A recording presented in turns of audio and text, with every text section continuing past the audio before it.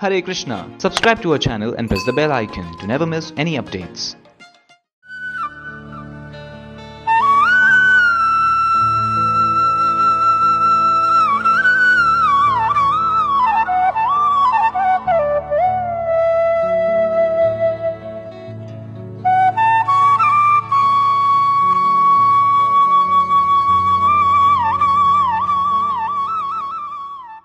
Services defined in the Narada Pancharatra as follows. Sarvopadi vinirmuktam tattaratvena nirmalam rishikena rishikesha sevanam bhaktiruchyate. Originally, since all the senses are produced of the Lord's reservoir of senses, the sensual activities of the material world are to be purified by the process of devotional service, and thus the perfection of life can be attained simply by purifying the present position of our material activities. And the purifying process begins from the stage of being liberated from the conception of different designations. Every living entity is engaged in some sort of service. Jai Shri Nitai Gauranga Shri Radha Vrindavan.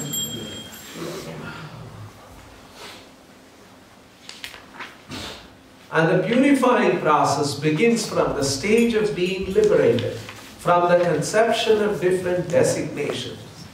Every living entity is engaged in some sort of service, either for the self, or for the family, or for the society, country, etc.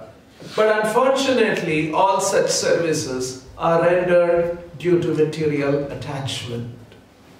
The attachments of the material affinity may be simply changed to the service of the Lord, and thus the treatment of being freed from material attachment begins automatically. The process of liberation is therefore easier through devotional service than by any other methods. For in the Bhagavad Gita, it is said that one is subjected to various kinds of tribulations if one is impersonally attached.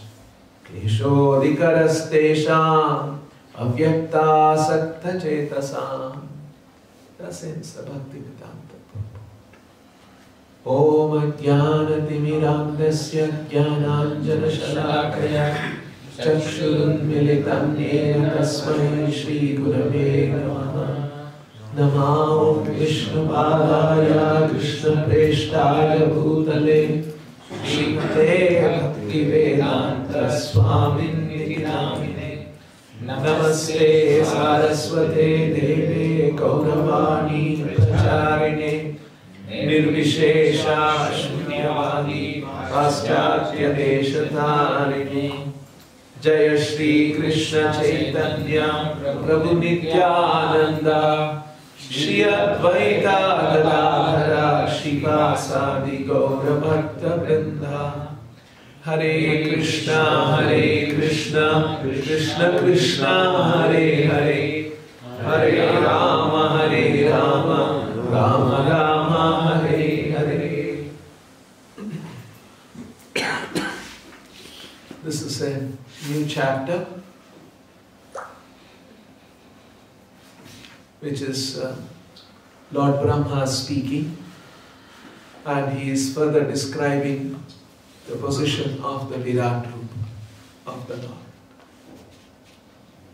So he is describing here Vacham Vahne Mukham Kshetram Chandasam Sapta Dhatavaha. Vacham, words, voice, and its controlling deity Vahni, fire. Vacham Vahne Mukham Kshetram comes from the Mukha, from the mouth of Virat Rupa. Chandasam Sapta Dhatavaha.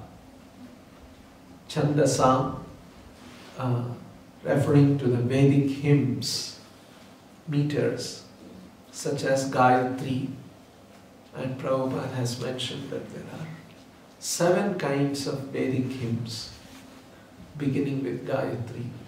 and they come from the Sapta Dhatavaha. There are 7 layers, it is described. Prabhupada has not mentioned what the 7 layers are. Like the skin, so skin is 1 layer, the 6 will be. So these different layers, maybe it's described elsewhere in the Bhagavata, Prabhupada's purports. So in the 7 layers of the body of universal form, from there the 7 Vedic hymns have come. Havya kavya amritannana amritannana amritannana jihva sarva rasasya cha. From the impersonal forms, jihva, from the tongue of the, from the universal, tongue of the universal form of the Lord. Havya, kavya, amrita, annana.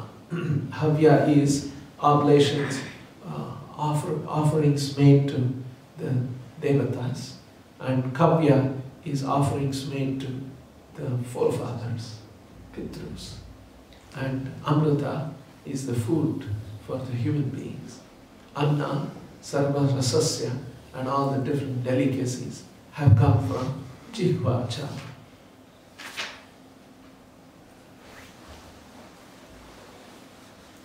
So Lord Brahma said the mouth of the Virat Purusha, Mukham Kshetram, is the generating center of the voice, Vacham, and the controlling deity is fire, Vahnehe. His skin and 6 other layers, Saptadhatavaha, are the generating centers of the Vedic hymns, Chandasam Saptadhatavaha. And his tongue, Jihva, is the productive center of the different foodstuffs and delicacies. Anna, Sarva Rasasya, for the offering to the demigods, Havya, the forefathers, Kavya, and the general mass of people, Amrita Annana.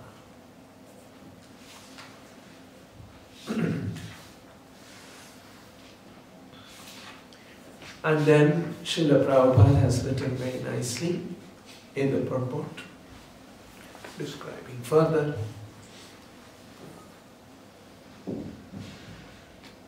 about the transcendental situation. That's the word Prabhupada has used. The transcendental situation is not without spiritual variegatedness. So the transcendental situation means something that is beyond this. There is one place in the Chaitanya Charitamrita Prabhupada describes. Yesterday we have celebrated Nityananda's appearance day.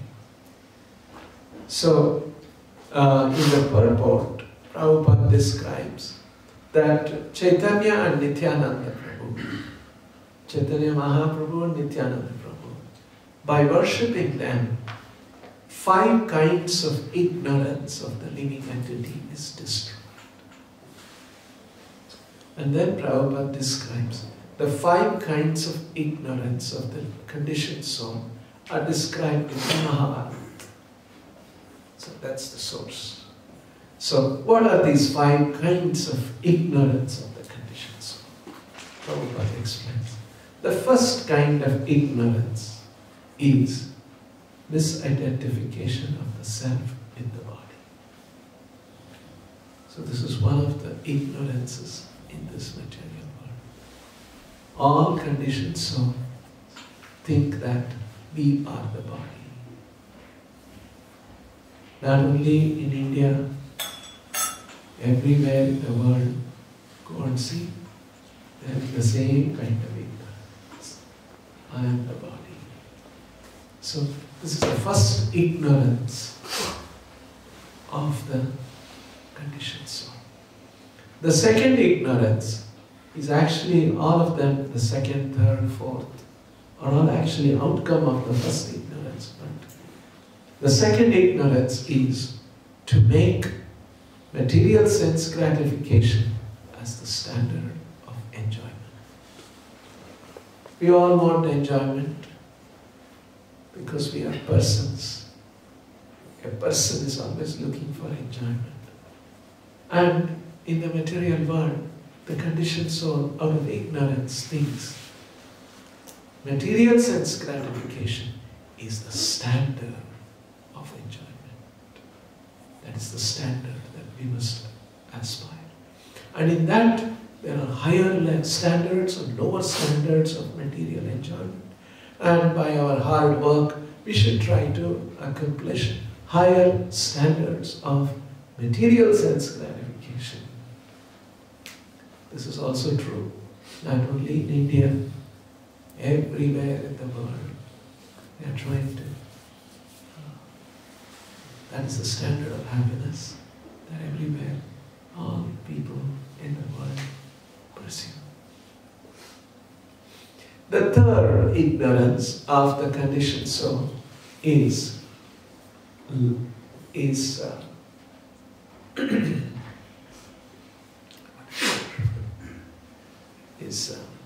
and being anxious due to material identification. So, material identification brings anxiety because that is not the natural situation. So, being anxious due to material identification is the third ignorance.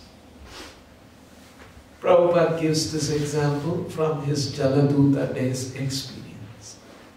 When Prabhupada was traveling in the Jaladuta for 35 days, and sometimes when you're in the ocean, when the ship, suddenly there will be storm, rain, thunder, lightning, fierce rain, and the ship is tossing, you see, and it creates anxiety.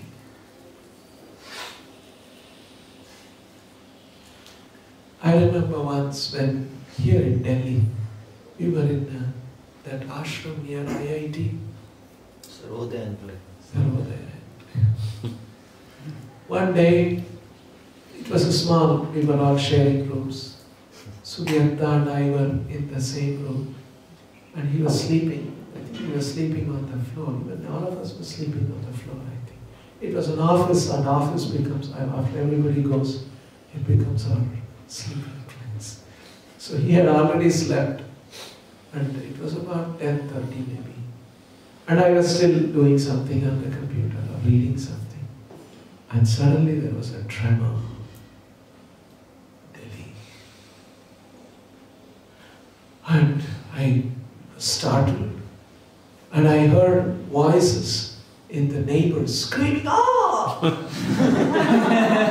Men, women. And dogs started barking. Dogs got disturbed. And then I looked what Sugyanta is doing. He just tossed over. I was also a little bit disturbed, but he was deep asleep, I think. He just tossed over and continued to sleep. It was for a few seconds. It was startling. Because by our experience, this is very stable ground. You put your feet there, you know this is the source of stability. That's the conviction. And that itself is not shaking. Right? When you are in a train, train shakes, you understand it's not a stable thing. Or you're in a car or in a bus, it's not a stable thing. You're used to, you expect that little bit of, your platform on which you're standing will shake. But a platform, this platform you're standing on, never will shake. That's our confidence. And that shakes. Oh, we are in anxiety. And imagine you're in a ship and the ship is tossing. You see, the things all, if you get something on the table, it'll slip this side, slip that side. You have to hold on. And that goes on for an hour. And you're in the ship, see the big waves that are there. And you just imagine how deep the water is. And from that scale, you're like a one small cup or something in the ocean of water. And people are in anxiety. I don't know if there is some devotee here. I know one devotee in our group, in our temple. He works for merchant navy. And then he tells that there's to work in the merchant navy. He's a captain. He became a captain recently. Initiated devotee. And he gets a big salary. He comes and gives a lot of donation to our temple. And he's also a donor of our Vrindavan temple. So he tells that when they are in the ship, they get, their salary is X. And when they are in the ship, their salary is 2X. X itself is very big. Because the risks are involved. And you have to go through all that. And then he was saying, sometimes in the ship they carry petroleum. Huge. So you can imagine, ship full of petroleum, cylinders or whatever, tanks, and they carry. Very risky. And there is fire in the ship because there is a kitchen. You have to eat every day. And there is fire in the boilers. And you're carrying petroleum. And when you're carrying petroleum, the salary is 8x. So option is given. If you want, you can, this is a ship carrying ship. Do you like to? And people think 8x. Okay, let's go. So you can imagine ship itself is anxiety, cause of anxiety, and then you're carrying petroleum. And then he was describing, then we go through these anxious moments and tossing and all of that, and then finally the ship comes to the destination and docks on the port, and then we come out of the ship and come back to the land. We feel free from that anxious moment. You see? Then Prabhupada gives this example from his Jaladuta experience. And he says, we as human beings, we are terrestrial beings. If we are in the water, we will be anxious. Because it's not natural for us. In the same way, we are spiritual beings. Being in the material world is not natural for us. And that is why it is full of anxiety. We become anxious in this world. Because in this world, things are temporary, things are tottery, it's never stable. Kamala dala jala, jivana thala. Kamala dala jala, jivana thala. So it is tottering. Life is very, very risky. You have a nice family, you become attached to wife, children, husband, father, mother, brother, sister, business. But you don't know when, what can happen. Like we are reading in the newspapers, in the news about the coronavirus. So people are locked up in that province in China, they can't come out.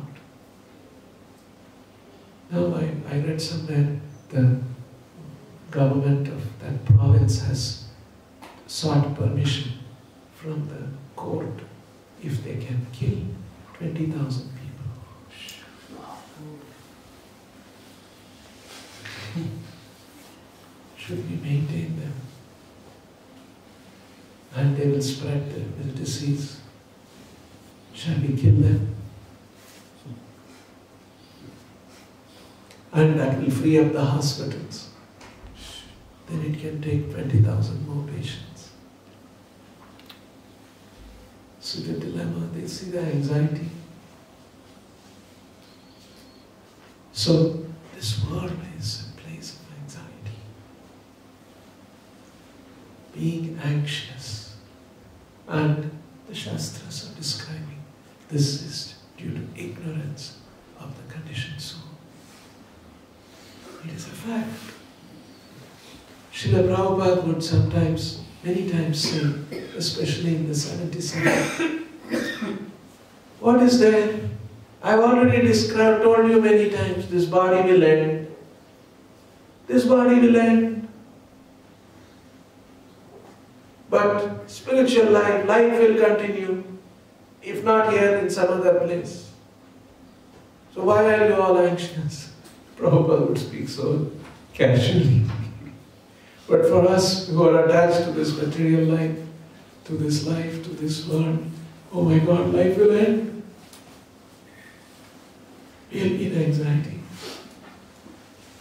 Doctors always say, suppose when somebody is diagnosed cancer,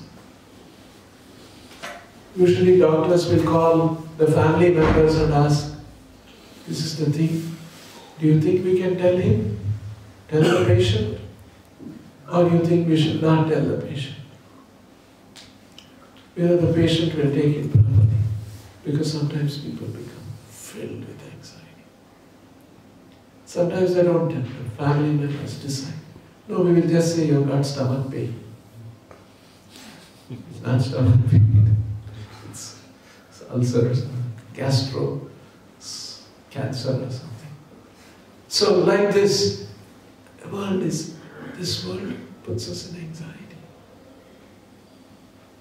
So this is the third ignorance. The fourth ignorance is experiencing lamentation. We lament in this world. Something we don't have or something that we have lost it, and we lament about it. And the fifth kind of ignorance is to consider that anything exists besides the absolute truth. Because nothing exists besides the absolute truth. Ekam eva dvitiyam. Only one thing exists, and that is absolute truth. This is Chandrodaya Upanishad. So only one thing exists, absolute truth, Paratattva. Nothing else. Oh, then the misunderstanding comes. Oh, only one thing exists. That's what the Upanishad is saying. But we are all existing, no? We are all one, that one absolute truth. This is the impersonal conclusion. Or this material world, varieties exist, difference exists, dualities exist. This is all illusion, and only thing is that void. So either voidness or impersonalism. These are simply little slight variation of the description of the same thing. You see? And so, something that is transcendental beyond this material existence is not neither impersonal nor is it void.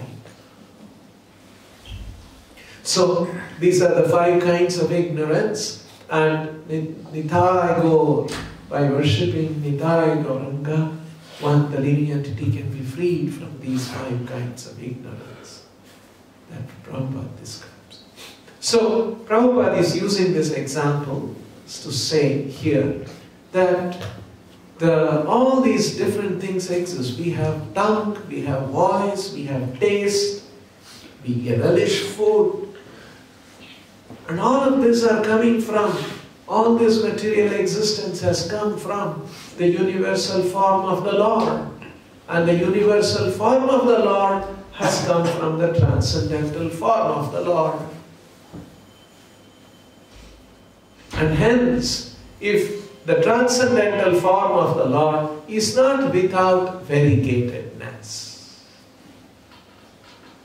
the transcendental form of the Lord also has, transcendental existence also has varieties.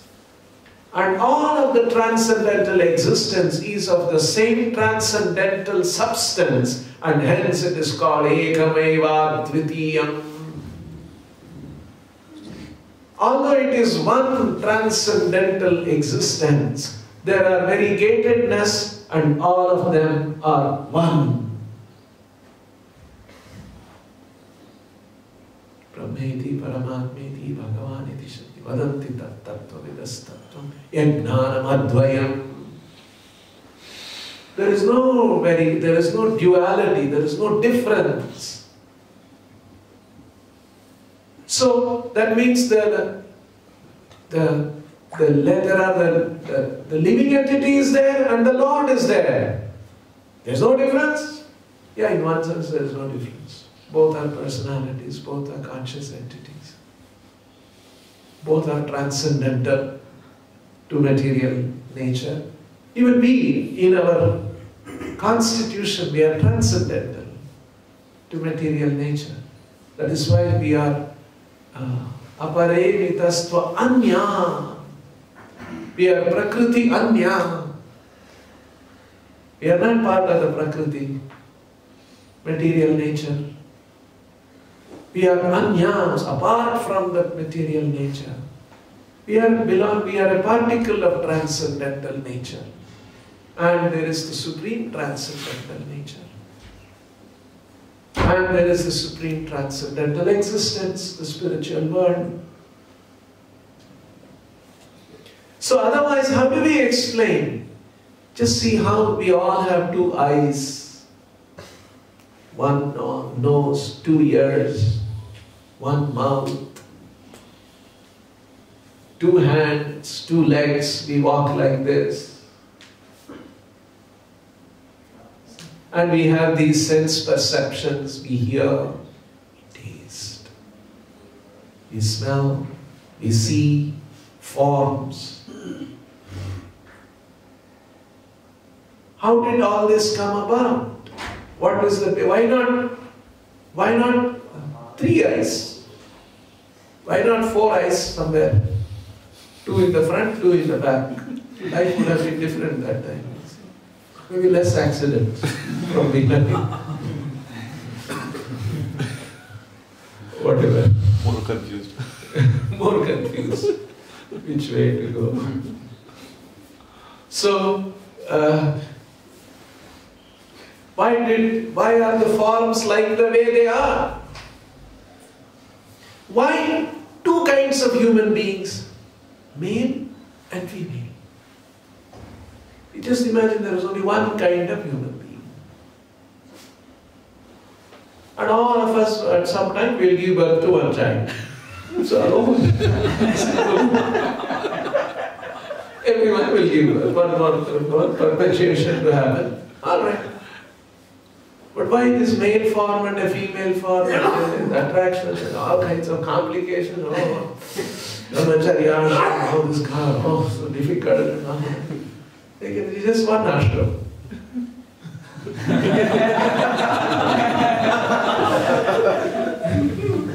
No need to worry, no maya, no attraction, nothing. Why this? Why not 3 kinds of human beings? Male, female, and one more. Red, green, blue, or whatever. Some other name we could have given. Why not 4 kinds? Why not 5 kinds? Only 2 kinds. Male form, female form. So, there is a transcendental male and there is a transcendental female. And there is a pleasure in the male and the female coming together in the transcendental domain. Krishna is the transcendental male and Srimati Radharani is the transcendental female. His own pleasure energy. So is Radharani different? No, it is his own energy. And Shakti Matayo Abhinna. There is no difference between Shakti and Shaktimati. Shaktiman. Shakti Matayo Abhinna. So this is the transcendental situation. So Prabhupada is saying the transcendental situation is not without spiritual variegatedness. In the spiritual world, all the perverted forms of material variegatedness are fully represented in their original spiritual identity. Very beautiful description by Prabhupada. The only difference is that material activities are contaminated by the 3 modes of material nature. Whereas the potencies in the spiritual world are all pure. Why? Because they are engaged in the unalloyed, transcendental, loving service of the Lord. That is the position. So when we say there is nothing but only the absolute truth exists. Yes, there is only absolute truth. Everything else is the absolute truth. And why do we talk about Pancha Tattva? When Srila Prabhupada explains in many places in the Chaitanya Charitamrita, and once when Srila Prabhupada was establishing Pancha Tattva deities in Hawaii temple, on the day of the inauguration of the temple, Prabhupada explains that what is this Pancha Tattva? Tattva means the truth. Right? 5 truths. The first truth is the Ishvara Tattva. That is the Supreme Lord Krishna, and represented when he appeared here in this world as Chaitanya Mahaprabhu. The second Tattva is the Tattva called Prakasha Tattva. It is the first expansion. And it is this first expansion which helps us to understand the first Tattva. And that is why it is known as Prakasha Tattva. And that is Balaram, who appeared as Nityananda Prabhu. So without Balaram's mercy, we cannot understand Krishna. Without Nityananda's mercy, we cannot understand Krishna. And all the acharyas, the spiritual master, is a representation of Nityananda Prabhu, because Nityananda is the Prakasha Tattva, and all spiritual masters are helping us to understand what is that Paratattva. Then there is the Avatara Tattva, which is represented by Advaita Acharya or Vishnu, who enters into this material world. Vishnu means one who enters this material existence. So, Avatara Tattva. And the fourth Tattva is the Shakti Tattva. Parasya Shakti Vividhayo Shruyate. That absolute truth has many Shaktis. So that Shakti, an emanation from the Lord, is the Shakti Tattva, the fourth Tattva. And the Shakti Tattva is also, there are internal energy and external energy. And the internal energies, among the internal energies, that energy which gives pleasure to the Lord, to the first Tattva, Ishvara Tattva, is Radharani. So then there is the fifth Tattva, the Jiva Tattva, represented by Shiva's Thakur. So there is the Ishvara Tattva, Prakasha Tattva, Avatara Tattva, Shakti Tattva, and Jiva Tattva. These are the Pancha Tattvas. And all these Pancha Tattvas are Tattva, are the absolute truth.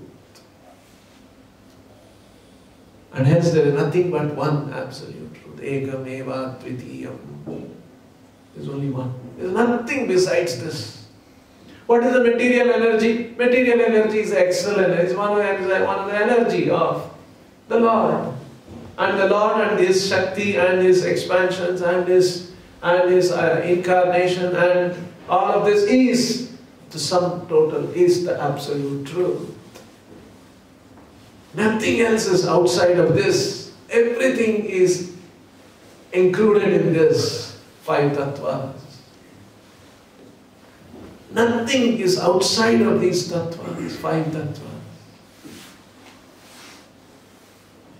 But there are a few jivas who are meant to serve the Lord and give Him pleasure. He is part of the pleasure plan of the Lord. But that some jivas rebel, don't want to cooperate with the Lord. So the Lord says, all right, in my Shakti, there is another little external energy I have created. In that, some of these rebellious jivas can be there for some time till they get reformed. And because they are my own children, after all, they are my Jiva Tattva only. And I also have a concern that they come back. And I will sometimes appear there, Avatara Tattva. And I also want reformation and understanding about me to come to them. And so my Prakasha Tattva also descends there in the form of the spiritual masters to give this knowledge. You see, this is what is actually happening. So there's nothing besides absolute truth. We think that there is something beyond, besides the absolute truth. No, nothing is besides the absolute truth. So, and then the last bit. This is one of the nicest explanations of Sarvopadi Vinirmuktam Shloka.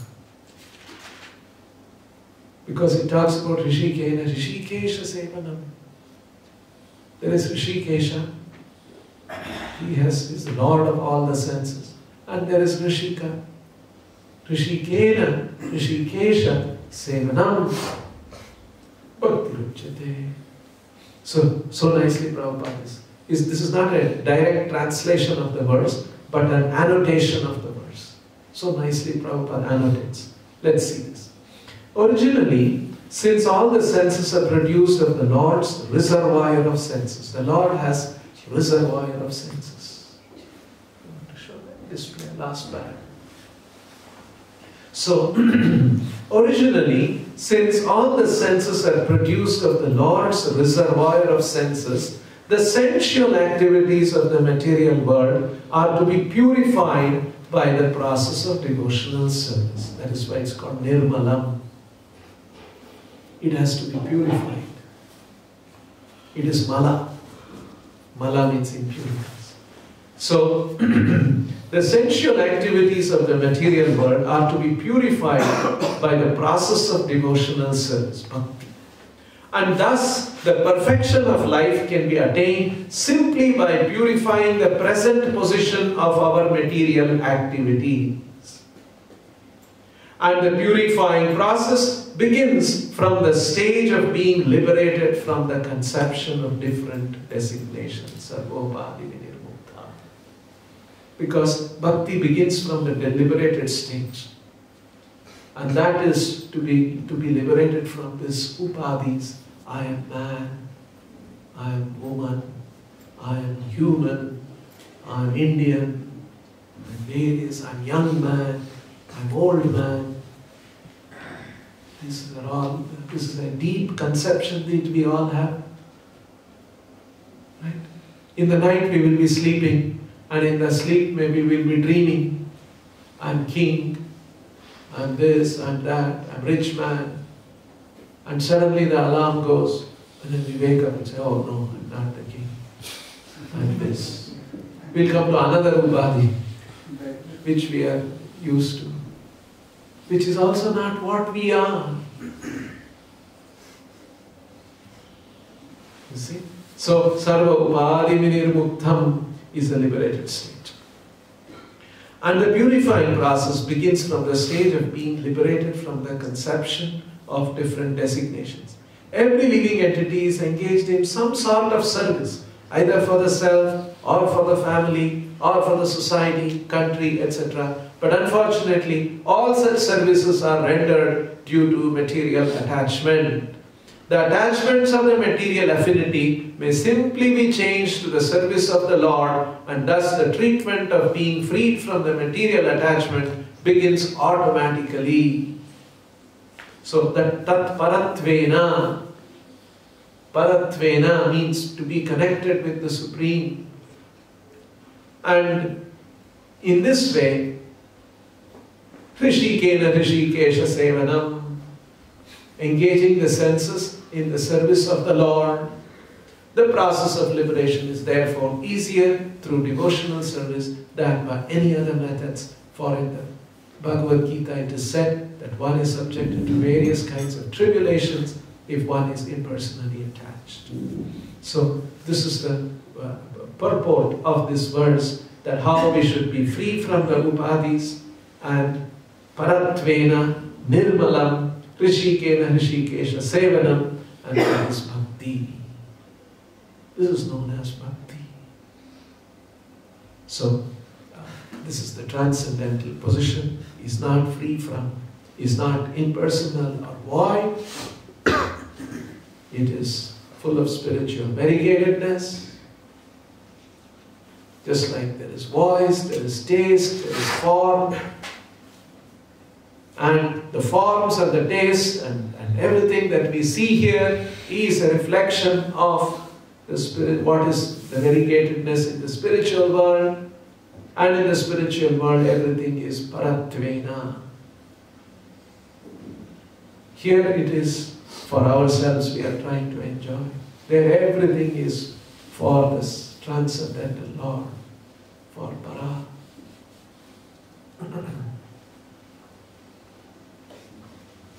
We'll stop here.